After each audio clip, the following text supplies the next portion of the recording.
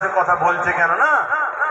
আরে আপনি যখন ভোটটা দেবেন আপনার তো ভাবা দরকার আমার এই ভোটটা ওয়াকাফকে বাঁচাবার জন্য যাচ্ছে না ওয়াকাফকে মিটাবার জন্য যাচ্ছে, এটা ভাবা দরকার আছে না? নাই আপনি ভাবছেন এই ভোট দিলে আমি কি পাবো, চাকরি পাবো না ভাতা পাবো, এটা যেমন ভাবছেন, তা আমি একটা হুজুর, আমি তো এটা আপনাকে বুঝাবো যে চাকরি ভাতা যাই বলেন ওটা আপনার দুনিয়া, দরকার আছে আপনি ভাবছেন, ভাবুক, আমি নিষেধ করছি না, কিন্তু আপনি এটা ভাববেন না যে আমার ভোটটাই মসজিদের দুশ্মন শক্তিশালী হচ্ছে না মসজিদের দুশ্মনের যারা বিরুদ্ধে লড়াই করবে, মসজিদের পক্ষে যারা তারা শক্তিশালী হচ্ছে, একটু ভাবা দরকার আছে না? নাই একটু জোরে বলুন। আমি জানি রাজনীতি মসজিদ মাদ্রাসা কবরস্থান ঈদগাহ মন্দিরের জন্য নয়, রাজনীতি মানুষ সেবার জন্য, আমি জানি, কিন্তু আমরা এটা ভাবছি, কিন্তু একদল লোক রাজনীতির ক্ষমতায় আমাদের মসজিদকে মিটাচ্ছে, হ্যাঁ কিনা? এই যে নিউ টাউনে জোর করে দেখুন রাজ্য সরকার বিশেষ একটা ধর্মস্থান করছে, ওটা কি শাসকের কাজ? তারপরেও করছে, চলো তোমার মন গেছে, কিন্তু পাশে আমার মসজিদটা আমি করছি, তুমি করতে দিচ্ছ না কেন? তাহলে শাসক তুমি আমার মসজিদের দুশ্মন, তাই তো নাকি? তাহলে আপনি যখন ভোটটা দেবেন আপনাকে তো ভাবা দরকার যে আমার ভোটটা মসজিদের দুশ্মনকে শক্তিশালী করছে না তো, এটা বলা দরকার আছে না? না আমি আমার বাপ আমার মা আমার ভাই বোনকে শিখাবো তো নাকি? একজন পীরের আওলাদ বা একজন ইসলামের প্রচারক হিসাবে আমি আমার কওমের মানুষকে বুঝাবো, হ্যাঁ কি না? তাহলে বলুন, আগামী দিন তো ভোট আসছে, কদিন পরে তো ভোট হবে, আপনি কি ওয়াকাফের দুশ্মন বিজেপিকে ভোট দেবেন? মসজিদ মাদ্রাসার দুশ্মন বিজেপিকে ভোট দেবেন আপনি? আপনি কি তাহলে ওই বিজেপির আইনকে যে মেনেছে আমাদের রাজ্যের টিএমসি সরকার, একে ভোট দেবেন? জোরে বলুন। যদি দেন হয়তো আপনাকে ১,৫০০ টাকা মাসে ভাতা দেবে গুটখা খাওয়ার জন্য, হয়তো আমার মা বোনেদেরকে ১,৫০০ টাকা হাত খরচ দেবে, হয়তো মরে গেলে ২০০ টাকা কাপড় কিনতে দেবে, ২,০০০ টাকা, এটা ওটা হয়তো দেবে, আমি অস্বীকার করছি না, কিন্তু আপনি বলুন এখনো যে দিচ্ছে, এখনো ওরা দয়া করে দিচ্ছে না আপনাদের জিনিস আপনাদের ঘরে ঘুরিয়ে দিচ্ছে, এবং যতটা আপনাদের তার 0% আপনাদের ঘরে দিচ্ছে না কেন? ওরা ছিল একদিন ভিখারি, মমতা ভিখারি ছিল, জানেন তো নাকি?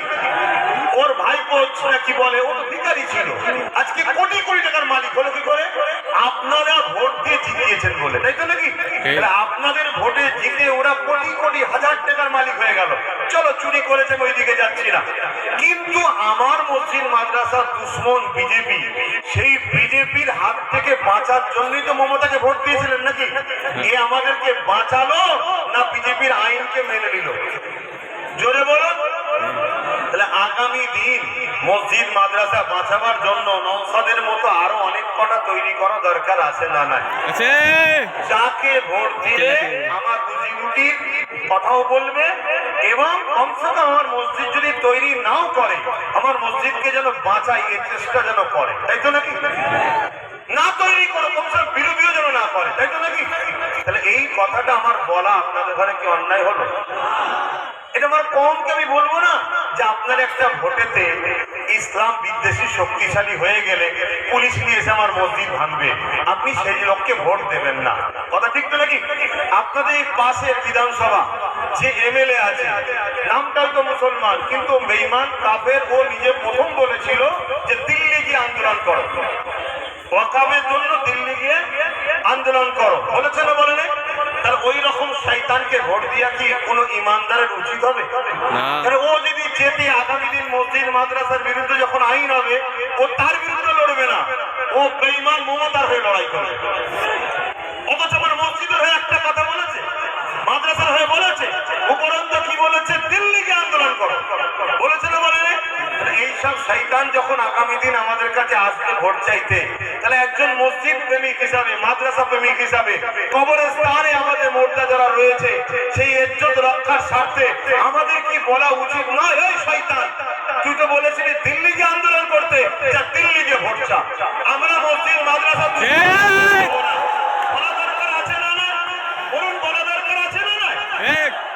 আল্লাহ যেন আমাদেরকে রোজার মাসের পবিত্র মাসে মসজিদ প্রেমিক বানান, মাদ্রাসা প্রেমিক বানান, তাদের ওয়াকাফের দুশমনদের বিরুদ্ধে লড়াই করার আল্লাহ যেন ক্ষমতা দেন, বলুন আল্লাহুম্মা আমিন। আচ্ছা, এই যে কথাগুলো বললাম এটা কি রাজনীতি হয়ে গেল?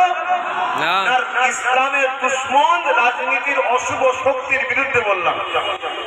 আমার দেশের রাজনীতি তো এরকম নয়, এরা তো রাজনীতির নামে সংবিধান বিরোধী কাজ করছে, তাহলে এদের বিরুদ্ধে বলা দরকার আছে না নাই?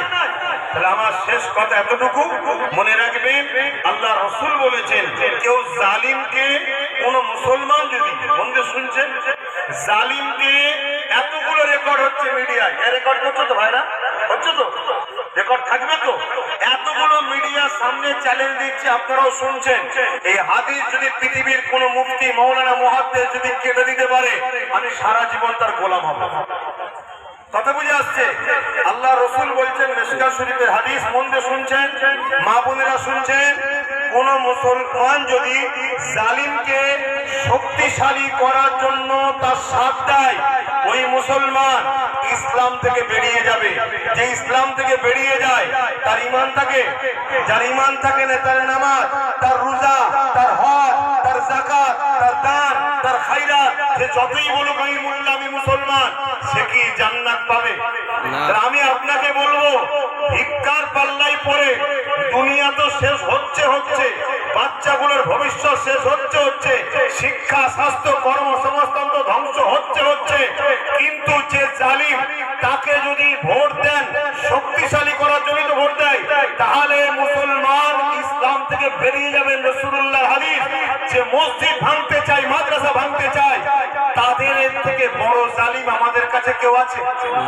তাহলে বলুন, মসজিদ, মাদ্রাসা, ওয়াকফকে বাঁচাবার জন্য ভোট কাকে দেবেন, দিদিকে না মুদিকে? বলবেন তো কাকে দেবে? কারণ এরা দুজন টাকার ইপিটা উপি, এরা দুজনই ওয়াকফের দুশমন, মসজিদের দুশমন, মাদ্রাসার দুশমন। দুর্গাপুরে রাজ্য সরকার বুলডোজার দিয়ে মাদ্রাসা ভেঙেছে না ভাঙেনি? এবার আমি যে কথাগুলো বললাম যদি ভুল হয়, তাহলে আমার বিরুদ্ধে রাজ্য সরকার সে তো ক্ষমতায় আছে, একটা কেস করুন, একটা মামলা করুন, তার পুলিশ, তার ক্ষমতা, সেন্টারে তার ভাই বসে আছে, কি বড় দাদাকে বলুক, ওরা আমার নামে কেস করুক, আইনত ব্যবস্থা করুক, আমি যদি মিথ্যা বলে থাকি আমার শাস্তি হওয়া দরকার আছে না? কিন্তু তা না করে এই নামে মুসলমান এইসব বেঈমান গুলোকে দিয়ে গাল পাড়াচ্ছে, কখনো মাকে গাল দিচ্ছে, কখনো বাপকে গাল দিচ্ছে। এরা ভাবছে হুজুরের ছেলে তো, মা বাপ গাল দিলে হয়তো এরা ভয়ে সরে যাবে। রে, আমরা মা বাপকে আল্লাহর দ্বীনের জন্য কুরবানি করতে রাজি আছি, ঠিক না বেটি? দিন আমাকে শিখিয়েছে, মা আমাকে কোলে শুইয়ে শিখিয়েছে, এ বাপ আমাকে শিখিয়েছে যে বাপ মার পায়ে বা মায়ের পায়ের তলায় জান্নাত, কিন্তু আল্লাহ রসুলের আগে বাপ মা নয়। আমরা কুরবানি করতে পারি বাপ মাকে আল্লাহ রসুলের জন্য, আর বাপ মাও সন্তানকে কুরবানি করতে পারে আল্লাহ রসুলের জন্য। রাজনীতি করছো, করবে যাও, আমার আপত্তি নয়, কিন্তু রাজনীতির পাওয়ারে ওয়াকফকে মেটাতে চাইবে, তাহলে আমাদের ঘরও যে পাওয়ার দিয়ে, যে অস্ত্র দিয়ে তুমি আমায় কাটতে চাইছো, ওই অস্ত্র দখল করে তোমাদের বিরুদ্ধে আমরা লড়াই করব, ঠিক না বেটি?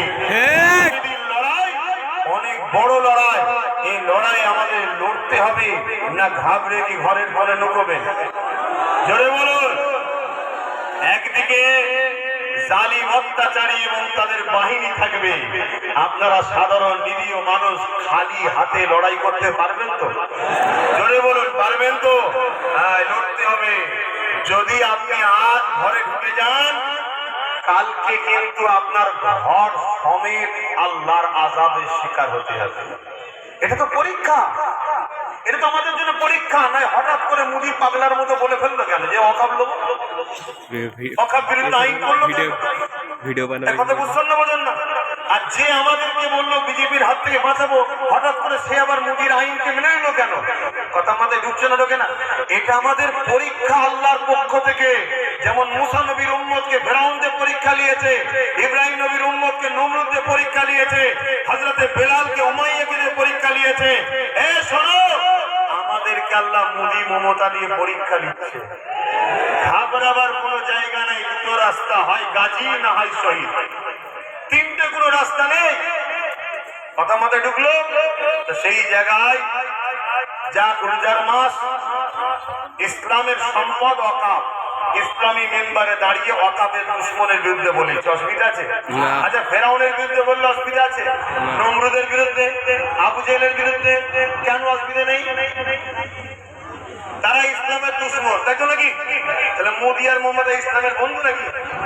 তাহলে ওদের বিরুদ্ধে যদি বলা এখান থেকে জায়েজ হয়, এদের বিরুদ্ধে জায়েজ হবে না কেন? কথা বুঝে আসছে? একদল উলামারা আমাদের কনসেপ্ট তৈরি করে দিয়েছে যে এইখানে রাজনীতির বিষয়ে বলা যাবে না। শোনো, রাজনীতি করা হালাল, রাজনীতি করা হারাম। রাজনীতি যদি জুলুমের জন্য হয়, শোষণের জন্য হয়, ইসলামের বিদ্বেষী হয়, ওই রাজনীতি করা হারাম। আর যে রাজনীতি মানব সেবা, দেশ সেবার জন্য হবে, ওই রাজনীতি হালাল। কথা বুঝে আসছে? আর কথা নয়, এখনই দোয়া হবে। সকলে তওবা করেন। বিসমিল্লাহির রহমানির রহিম। আল্লাহ তাআলা আমি